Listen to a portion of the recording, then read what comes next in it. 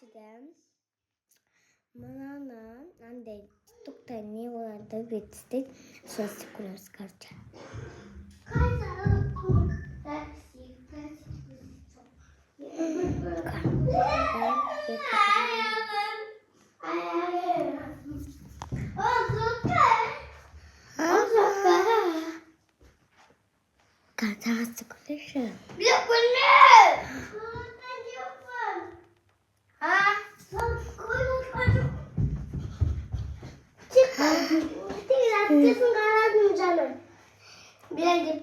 Oh my god.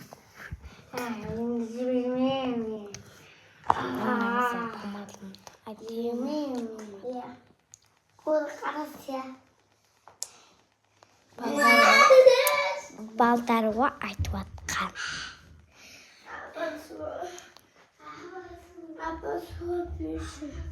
Киме устратисте?